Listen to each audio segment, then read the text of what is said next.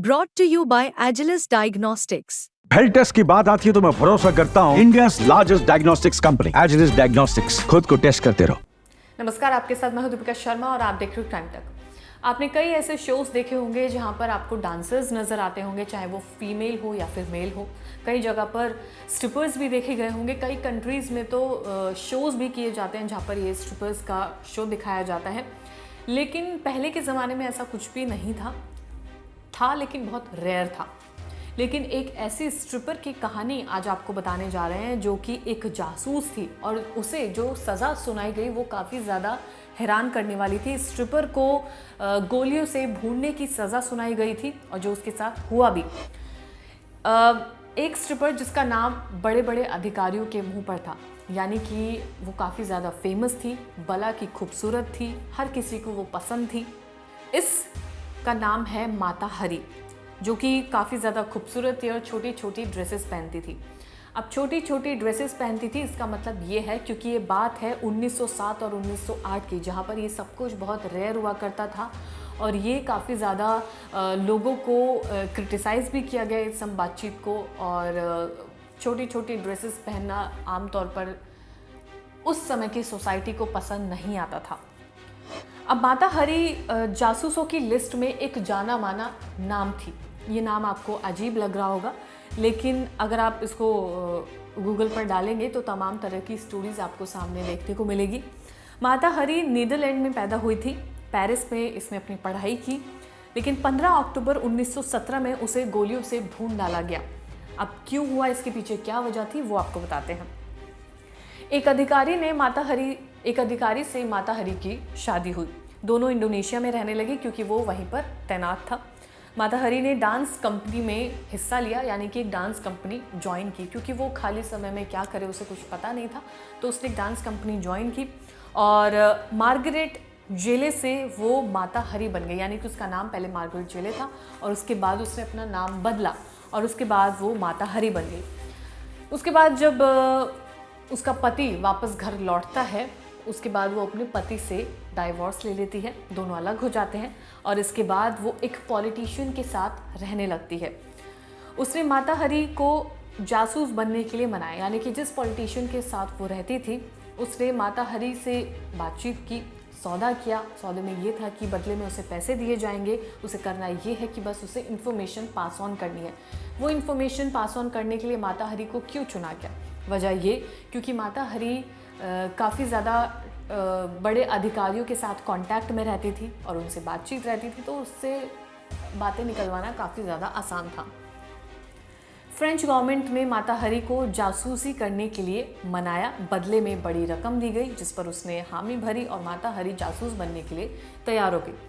अब first world war के समय की ये बात है जहाँ पर फ्रेंच गवर्नमेंट ने माता हरी के ज़रिए जर्मन मिलिट्री ऑफिसर्स से ज़रूरी इन्फॉर्मेशन निकलवाने के लिए कहा, लेकिन पैसों की भूख इतनी ज़्यादा बढ़ चुकी थी तो माता हरी अब अपने देश के खिलाफ जाने लगी।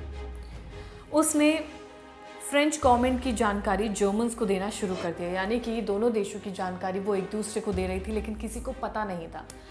वो फ्रांस की जानकारी जर्मन्स को दे रही थी, जर्मन्स की जानकारी फ्रेंच को दे रही थी।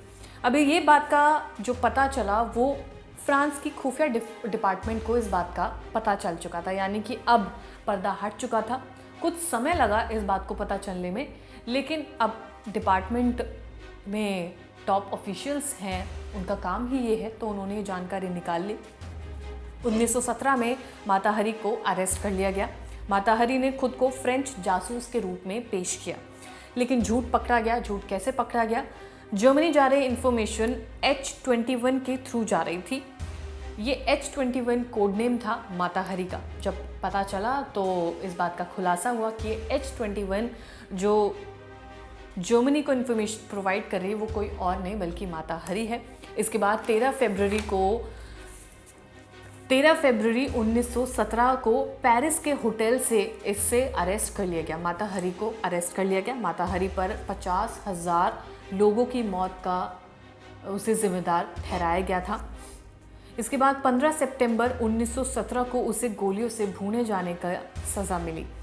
आखिर तक भी ये साबित नहीं हो पाया था कि आखिर ये किस देश के लिए जासूसी कर रही थी। ये भी एक सस्पेंस बना रहा कि वो सच में फ्रांस के साथ थी या फिर जर्मनी के साथ थी। इस पर सस्पेंस चलता रहा, लेकिन ये इन्फॉर्मेशन एकदम सटीक थी कि वो दोनों ही देशों की इन्फॉर्मेशन पास ऑन कर रही थी। माता हरी एक डांस, सेक्स और सीक्रेट डीलिंग का खेल खेलती रही।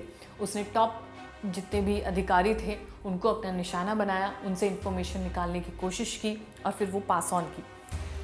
41 की उम्र में ही उसे मौत की सज़ा दे दी गई, यानी कि एक कम उम्र में ही उसे इस देश को, अपने देश को, अपनी ज़िंदगी को, सारी चीज़ों से ऐशो आराम से अलविदा कहना पड़ा। डबल एजेंट्स होने का उस पर आरोप लगा, देश से उसने गद्दारी की। फ्रांस में फायरिंग स्क्वाड द्वारा उसे गोलियों से भून डाला गया, यानी कि फ्रांस में उसे सज़ा दी गई थी। लेकिन जब उसे भून डाला गया, जब उसकी मौत हो जाती है, उसके बावजूद भी उसके घर से, उसकी फैमिली से या फिर दूर के रिश्तेदार भी हो, वहाँ तक से कोई उसे लेने नहीं आया और इसके बाद गद्दारी करने की सज़ा उसे मौत मिली। यानी कि माता हरी ने अपनी ज़िंदगी शुरुआत की थी पेरिस में जब उसने पढ़ाई लिखाई की। उसके बाद से जब तमाम चीज़ें आगे बढ़ने लगी, उसने शादी की। शादी करने के बाद उसने डांस अकेडमी ज्वाइन की। अकेडमी ज्वाइन करने के बाद उसने अपने पति से तलाक ले लिया। उसके बाद वो पॉलिटिशियन के साथ आई। पॉलिटिशियन ने उसे जासूसी करने के लिए मनाया। उसने जासूसी की भी, लेकिन जब उसे लगा कि उसे और पैसे मिल सकते हैं इस चीज़ के, तो उसने दोनों कंट्रीज़ के साथ खिलवाड़ की और फिर सारी जो इम्पॉर्टेंट इन्फॉर्मेशन थी वो उसने दोनों कंट्रीज़ को पास ऑन की। जिसकी सज़ा उसे मिली वो ये थी कि उसे गोलियों से भून डालने की सज़ा दी गई, जो उसके साथ हुआ भी। तो इसका मॉरल यही है कि देश से गद्दारी नहीं करनी चाहिए। वो इस महिला के साथ हुआ। भला की खूबसूरत रही, बहुत खूबसूरत थी। लोगों से बातें निकलवाना, लोगों को बहलाना फुसलाना उसके लिए बाएं हाथ का काम था। तस्वीरें जो आपने देखी होंगी उसमें देखा जा सकता है कि वो कितनी ज़्यादा खूबसूरत थी। लेकिन जो सज़ा मिली देश के साथ गद्दारी करने की, वो मौत थी।